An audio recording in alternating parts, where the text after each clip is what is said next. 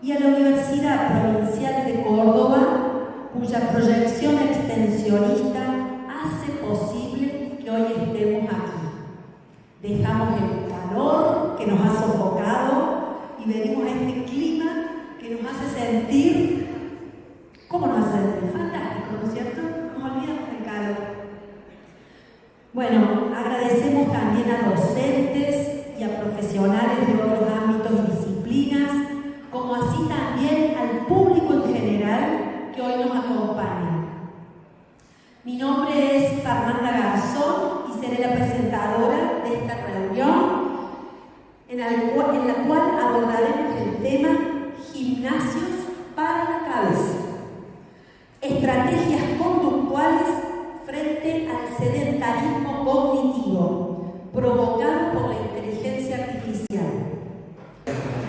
Bueno, si me permiten, no aparecí yo, y a partir de su experiencia profesional, ¿cómo ven el avance de la inteligencia artificial en el presente y futuro de la salud y la educación?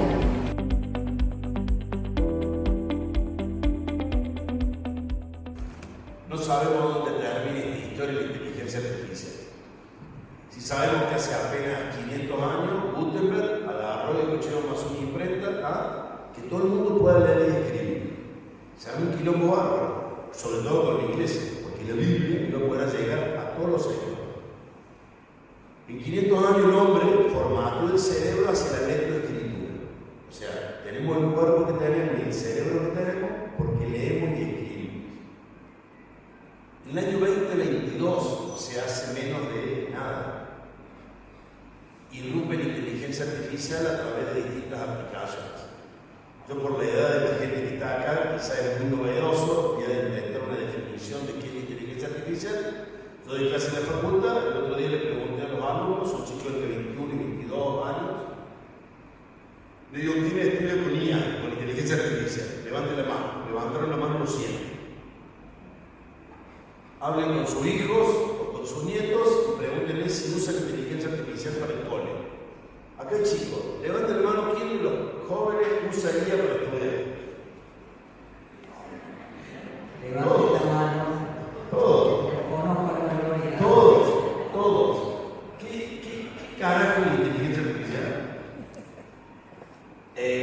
Los tipos que desarrollaron esto dicen que la inteligencia es como una secretaria o un secretario. Le dicen es un agente. Nosotros hemos aprendido el Google, digamos, ¿no? Che, te recetan tal medicamento. Entonces vos lo googleas, ¿no? O te hacen un diagnóstico, vamos a ponerlo más divertido. Tenés una neuropatía periférica. Entonces vos googleas neuropatía periférica. Un nervio, qué sé yo, que puede ser alcohólica, esto, lo otro. Bueno, y ahí termina. Eso es googlear con las búsquedas. Google es una herramienta de información extraordinaria. ¿Y querés saber el tratamiento? Sí. ¿Querés que te diga la bibliografía? Y uno empieza a interactuar con el aparato, con Google, con la IA. Y al medida que vos vas interactuando, vos también le vas dando información. Y vos le podés poner información. O sea que, entre comillas, la inteligencia artificial aprende. Incorpora. Y como eso puede hacer un montón de cosas.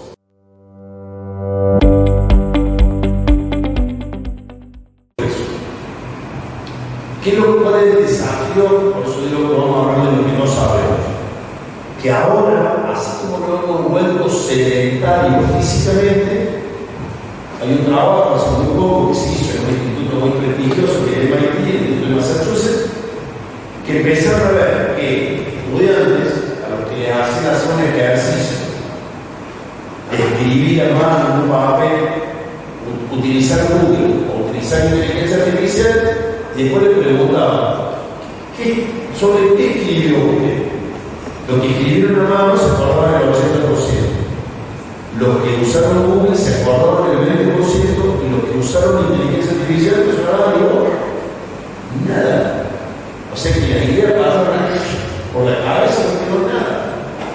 Eso Eso es lo que se llama sedentarismo cognitivo. Un trabajo, hay mucho trabajo hecho, es más fácil que hagamos, vamos a hacer. Levanten la mano, ¿quién de ustedes se acuerda de más de 5 números telefónicos? No, un montón. Pero si este ejercicio lo hacíamos 10 años atrás, o 20 años atrás, todo lo levantaba la mano. El teléfono de tu vieja, el fijo del vecino, el del médico, el del otro, el teléfono fijo. Teníamos por lo menos 10, 15 números de teléfono. Hoy de te acuerdas de tuyo. Ni el de tu cerebro, el teléfono. ¿Por qué? Porque el cerebro siempre va por el lado más fácil. Siempre va por el acá, siempre va por el lado más fácil, más. Aunque no queramos, siempre va por el lado más fácil. Tiene que hacer una redacción sobre flexibilidad del movimiento en partidos de vóley, y pedir solamente lo saca en décima de segundo. Y vuelve bien. No aprendiste nada. Y el cerebro siempre va por lo más fácil. Eso se llama heurística. Bueno, así funciona el cerebro. Por ejemplo, si trabajo con taxista de Londres y taxista de París. A uno lo hicieron lograr con GPS y a otro sin GPS. No, por ejemplo, más divertido. Creo que se cortó la luz en España, haciendo un sabotaje, hubo un montón de chicos de 7, 8, 10, 12 años que no pudieron volver a su casa porque vuelven con el GPS del celular. ¿No? Si tardan el GPS, no puede volver a casa. Entonces, y después hace resonancia del cerebro y ven que el cerebro de los que usa el GPS se achica versus de los que no lo usan. ¿No? Los taxistas que decían de Londres y de París.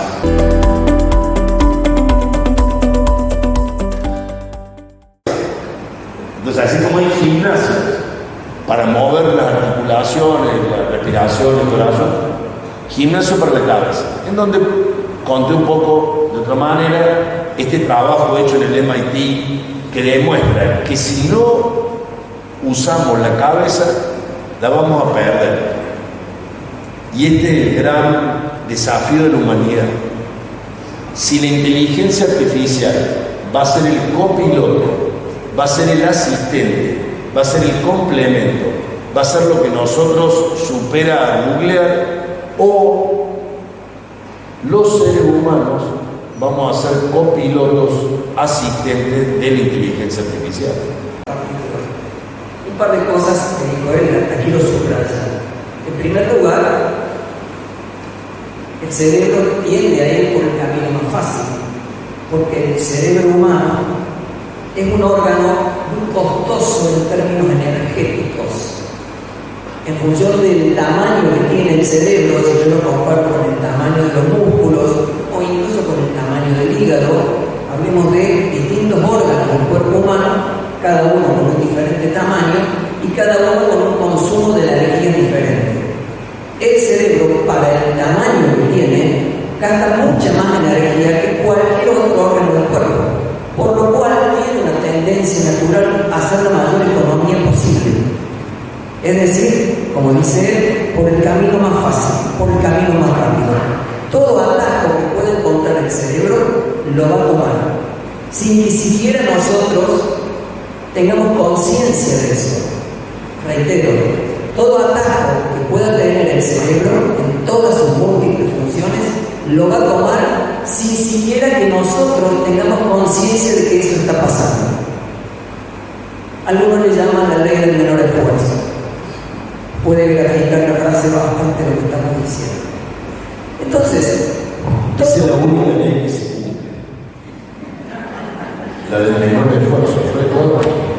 Todo lo que nos facilite o le facilite al cerebro trabajar menos, el cerebro lo va a hacer. Y hasta reitero, sin siquiera decisión nuestra. Después, uno puede hablar de consecuencias, vamos a avanzar por ahí un poquito con eso, otras son las consecuencias que están viendo. Otra cosa que subrayo el Carlos tiene que ver con el concepto del sedentarismo cognitivo, que es un poco también lo que hace el título de este encuentro. Y claro, nosotros, los profes de educación la palabra sedentario identifica parte de nuestros estudios. Así como por ahí el nombre de alguna patología puede identificar el estudio de un médico, el sedentarismo nos identifica como agentes que estudiamos, si querés, combatimos el sedentarismo, pero a nivel del lenguaje popular, ese sedentarismo parece referirse solamente a lo físico, al músculo, a la articulación, al corazón, si querés, los pulmones. Inicialmente ofendió un poco lo que dijo Carlos, pero es una triste realidad aún hoy. Cuando a él le dijeron, ¿y qué vas a estudiar? Después que él dijo que quería ser profe de educación física. Desgraciadamente es un estigma que aún hoy sigue existiendo.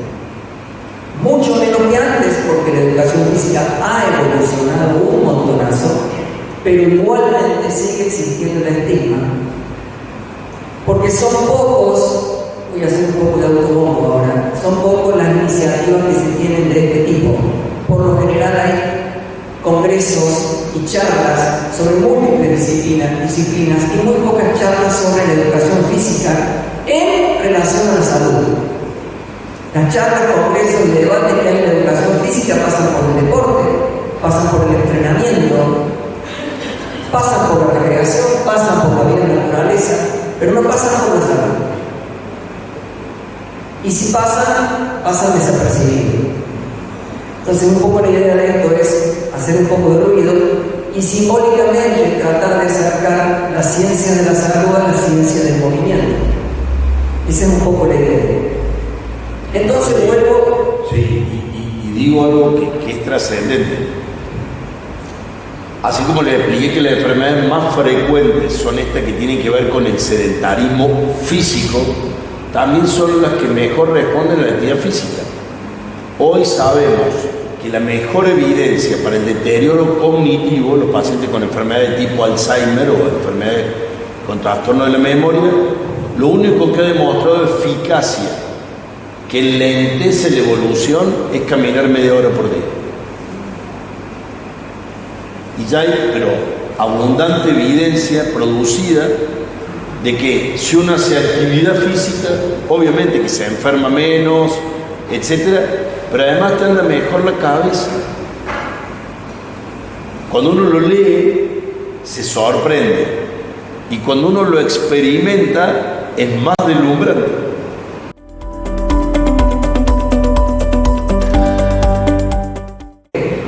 La gente cree que los ejercicios se hacen con muchas partes del cuerpo, menos con el cerebro. Hay una extraña disociación en el inconsciente colectivo que hay que hacer ejercicios para todas las partes del cuerpo relacionadas con el movimiento. Hay un tipo de ejercicios que me va a servir al corazón, al pulmón, a los músculos, pero después hay que pensar en, y si hay otro tipo de ejercicios que tengan que ver con el cerebro, como si fueran entes separados. Bueno, eso no es así. Desgraciadamente, vuelvo a insistir, forma parte de postulados que se sostuvieron durante un montón de tiempo y durante un montón de años, y hizo que la gente hoy siga pensando de esta manera tan dicotómica.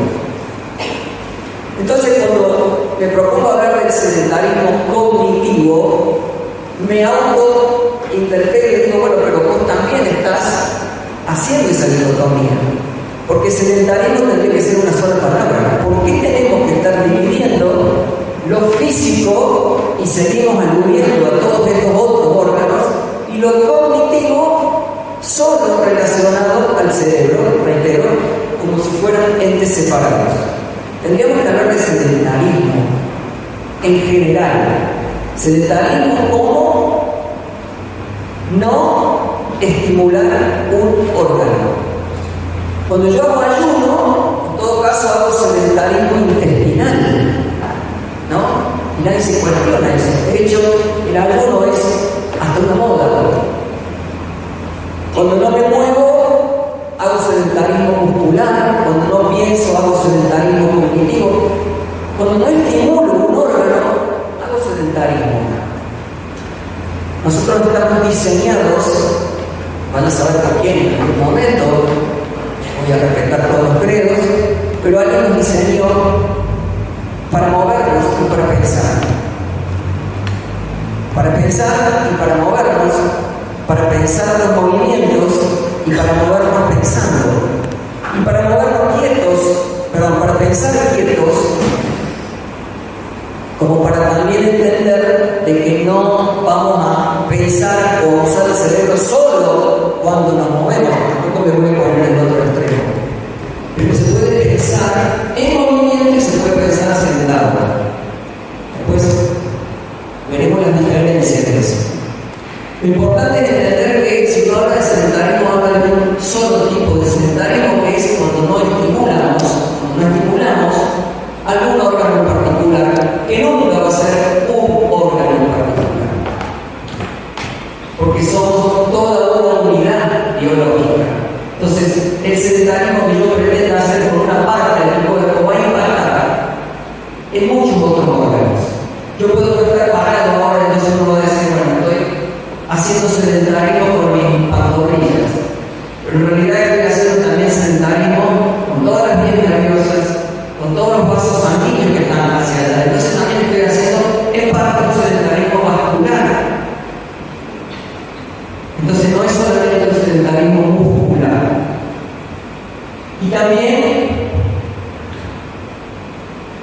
entender que no hay necesariamente una especificidad de ejercicio para cada órgano, sino que con la cotidianidad misma, la cotidianidad que cada vez vamos a ir diluyendo más, porque hoy la cotidianidad de a lo mejor algunos de ustedes es: me levanto, voy a la pileta, caminando, de ahí vuelvo, voy a la oficina, voy al hospital, voy a la facultad, hoy implica traslados. Esa es nuestra cotidianidad. Eso hoy no está contemplado como un movimiento ni como un pensamiento demasiado elevado. Eso es una obviedad. ¿Cuándo va a ser una obviedad? ¿Cuándo va a llegar el momento? Y de hecho, ya en algunos casos se da el momento en que estas obviedades sean reemplazadas, o sean más reemplazadas de lo que ya están siendo reemplazadas. Ahora sí, por los avances tecnológicos. Fíjense que todos, cada uno, la gran mayoría de los avances tecnológicos avalan, apuntan y acompañan la ley del menor esfuerzo. Está bien que se nos haga la vida más fácil, entre comillas, en todos los sentidos, que se nos haga más liviano, que se nos haga menos forzoso. Está bien, bueno, a todas luces no, porque tenemos una gran cantidad, un enorme crecimiento de la prevalencia de enfermedades crónicas relacionadas con todos estos sedentarismos. La pregunta es, entonces nos ponemos en contra, entonces nos ponemos en la vereda del frente, entonces hago bandera de que no uso tecnología y el boca arriba, ¿no? O sí o no, o blanco o negro, o todo o nada.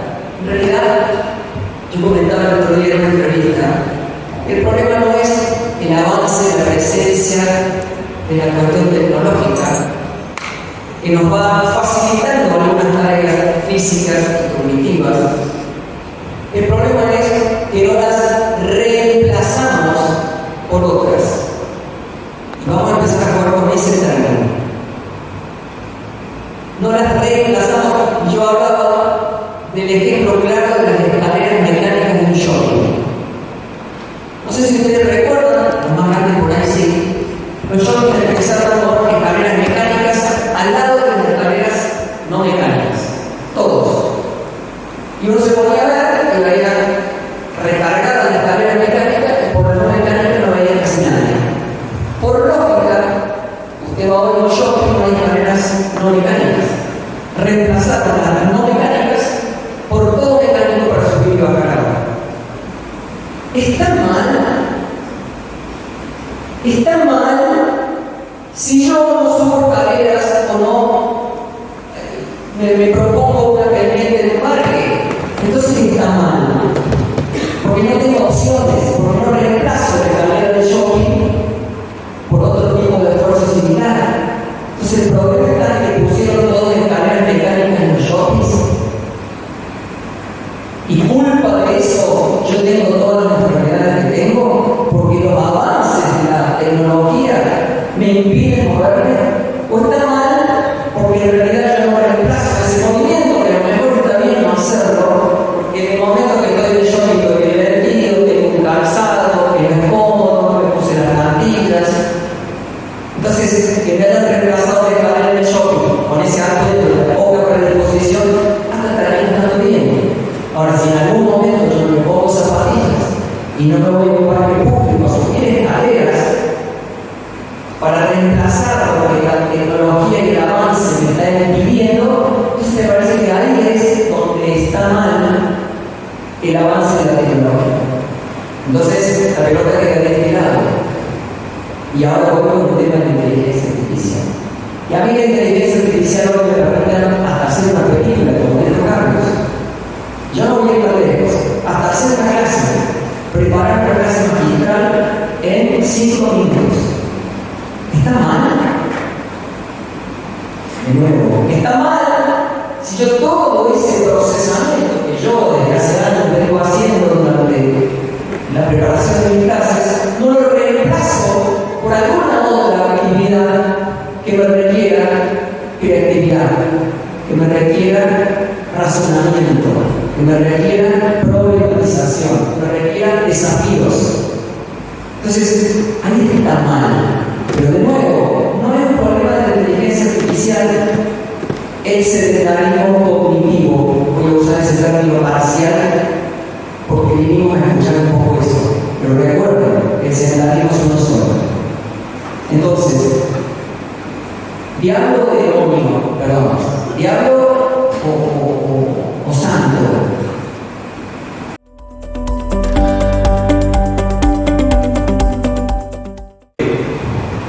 El aprendizaje, el desafío es saber todo lo que nos da, pero también saber todo lo que nos quita y tratar de preservar aquellas cosas que nos resultan saludables. Y ya me encantó eso, el sedentarismo uno solo, porque esto es una predicción muy arraigada de la utilidad, separar el cuerpo y mente, ¿no? Este pensamiento es muy complejo, porque las ideas tienen un soporte material que es el cuerpo humano. No podemos pensar si no tenemos un cuerpo que soporte el cerebro para que piense. Por eso me parece muy interesante este concepto sedentarismo y uno solo. Pero digo, y un poco el sentido de encuentro es simplemente reflexionar y pensar. Si nos viene una obra muy importante que ya está instalada, que es el uso de la inteligencia artificial, como ya se instaló en el celular. Pongo el ejemplo del celular en la medicina. Nosotros, en la práctica médica, revisamos al paciente, le tomamos la atención, lo pesamos, apuntamos, pocos, pero ya toda la tecnología hace todas estas cosas. Y nosotros ahora, como incorporado, pedirle, sobre todo a los jóvenes, che, te puedo ver el celular. Y uno ve ahí el control parental y puede ver en el celular la cantidad de horas que los jóvenes están conectados al celular. Nosotros hicimos esta prueba en la facultad y había un chico que estaba 12 horas por día. 12 horas. Y después fíjense, os tiran el amigo o el nieto que le diga, y bueno, ahí se van a dar cuenta la cantidad de horas que ustedes están en la pantalla. Y esto que parece una pavada, pero que tiene que ver con el sedentarismo en general, de toda índole, físico y cognitivo, porque no con el cerebro no hace actividad física ni pensar. Entonces, establecer un control, che, no, lo voy a parar, lo dejo, a partir de las 11, 12 de la noche, no apago el cerebro, no lo uso más, lo prendo después, o sea, buscar estrategias para beneficiarnos con lo que nos da la tecnología y tratar de pensar en todo lo que nos quita y la patología social.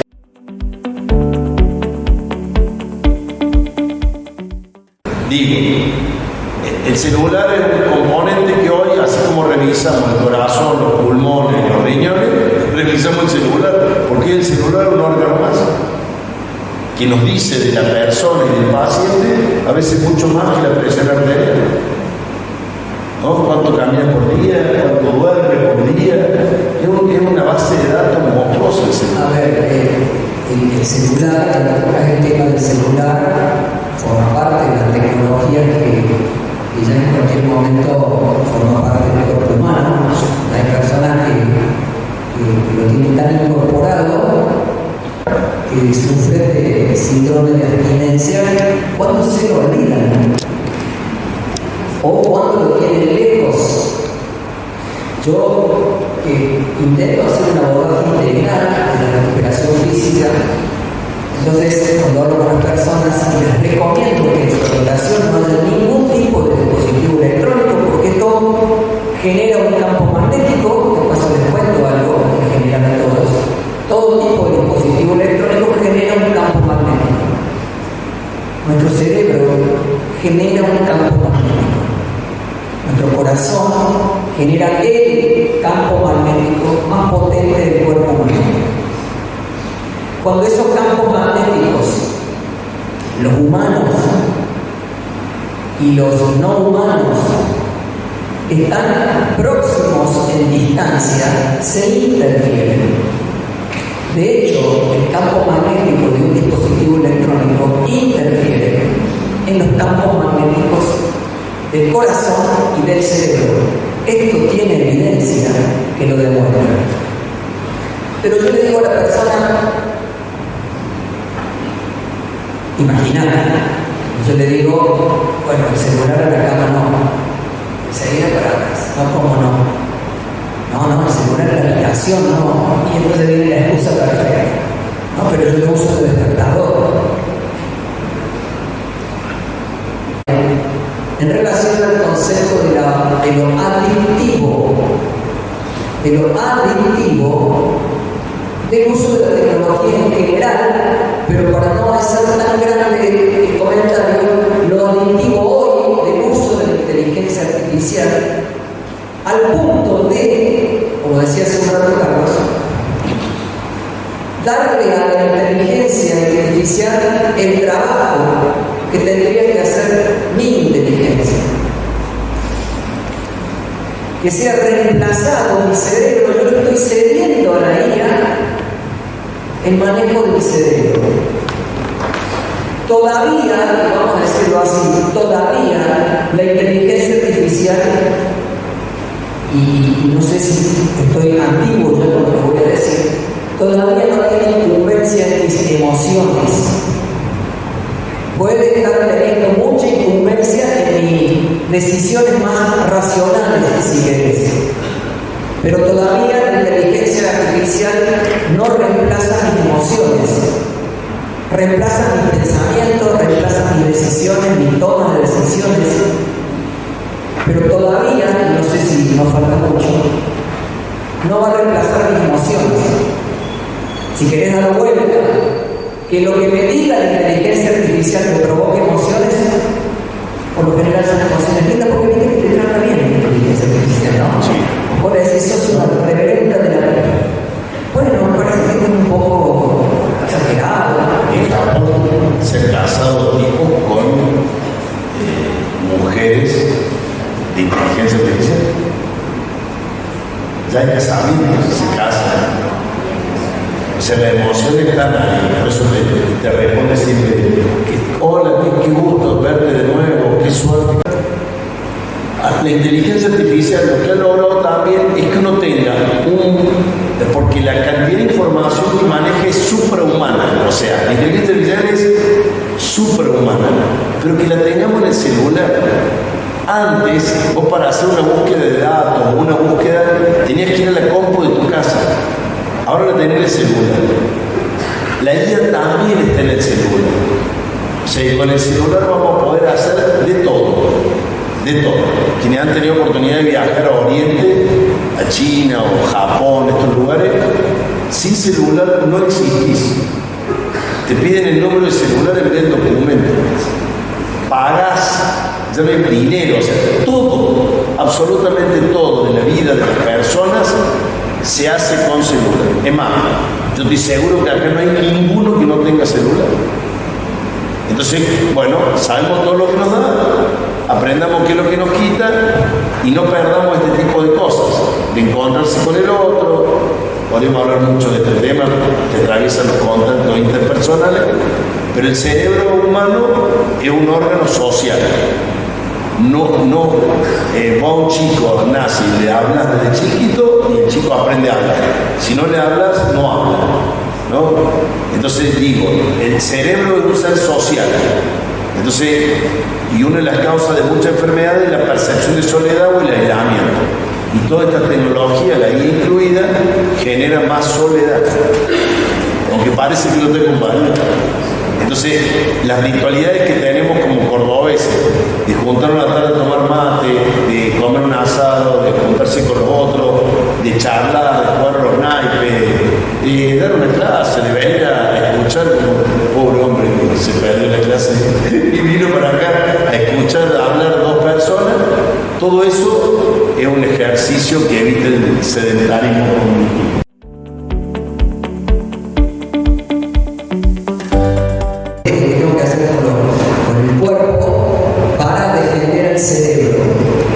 Cruzar esa frontera que parecía infranqueable, el sedentarismo físico por un lado, como puede ser, a ver, de qué van a hablar, quizá eso despertó la curiosidad, creo yo.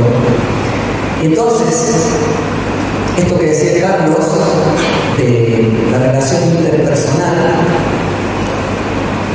que muchas veces, y cada vez más, no valoramos el enorme valor que tiene desde lo biológico, el enorme valor que tiene para nuestro cerebro el conversar con una persona. Porque cuando yo estoy con una persona, si yo estoy hablando con Carlos, y Carlos me hace, va a impactar en lo que yo estoy diciendo.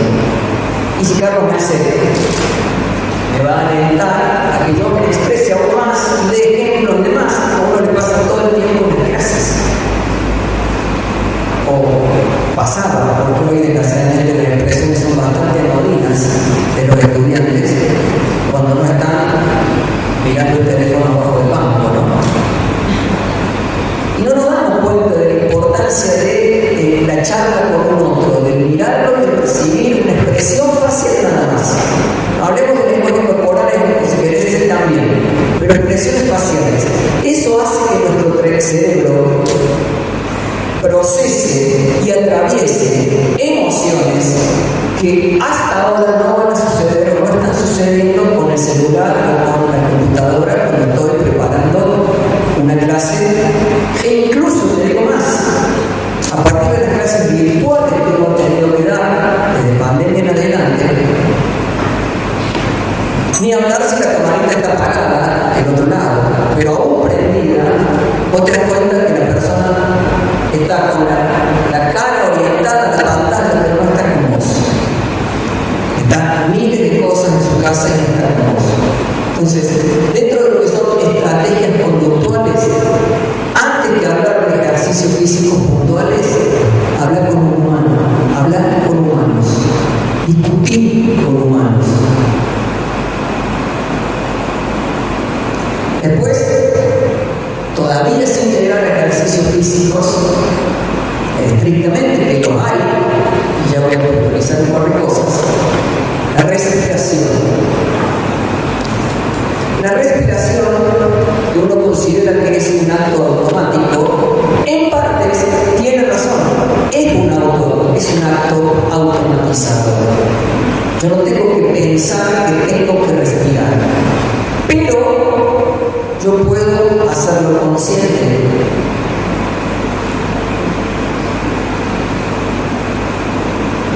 Ahí yo estoy concientizando mi acto respiratorio. Hasta recién no, y ahora tampoco. ¿Saben qué pasó?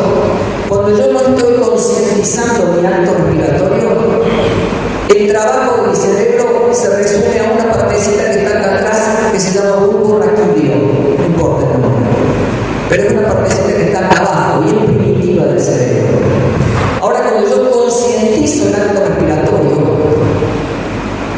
hay una participación mucho mayor de áreas superiores del cerebro. Se llama corteza. O sea que con el solo hecho de pensar en la respiración, yo ya estoy haciendo un ejercicio para mi cerebro sumamente importante, porque te digo más, cuando yo me concentro en la respiración, uno podría hablar de las miles de técnicas que hay, pero cuando yo me concentro en la respiración, genero un flujo de ondas cerebrales que hablaba recién Carlos, que se van a compasar con las emisiones de señales nerviosas del corazón del cerebro, por el solo hecho de pensar en la respiración que estoy haciendo. De nuevo, existe, o al menos debiera existir, una maravillosa armonía entre el campo magnético de mi corazón y el campo magnético de mi cerebro. Es como una orquesta con dos instrumentos fundamentales. Están o debieran estar en armonía, pero desgraciadamente la multitarea muchas veces los desarmoniza, los desacompasa. Para ajustar esa armonía, una herramienta muy sencilla, muy fácil, es la respiración consciente. Uno cree, en el lenguaje popular, que concentrarse en la respiración, bueno, sí está bueno, porque te calma, y es cierto, porque también genera otra serie de remolinos químicos, si querés llamarle, que generan una sensación de bienestar, de paz, de tranquilidad. Pero ahora te estoy avisando de que también la respiración hace trabajar más al cerebro si la haces consciente. Hay evidencia, reitero, yo trato todo el tiempo, antes de hablar, de buscar el respaldo de la ciencia en esto. Hoy la ciencia demuestra que concentrarse en la respiración no solamente modifica y mejora la comunicación entre células cerebrales, sino que desarrolla más y nuevas neuronas. Un fenómeno llamado neurogénesis. Pero Luis, ¿cómo estás diciendo? A ver, que si yo me concentro en la respiración, estar sentado todavía no con un solo músculo esquelético, me concentro en la respiración, diversas técnicas. Además de mejorar y de darle más trabajo al cerebro, hacerlo trabajar más y bien, además puedo al menos de entrada enlentecer el natural deterioro cognitivo propio del declive funcional propio del paso de los años, claramente. Pero reitero, si quiero que quede algún mensaje, y me parece que en esto coincidimos con Carlos, es que no se trata de boca arriba, no se trata de celular sí, celular no, guía sí, guía no, se trata de optimizar su uso. Como decía recién, aprovechar lo que nos da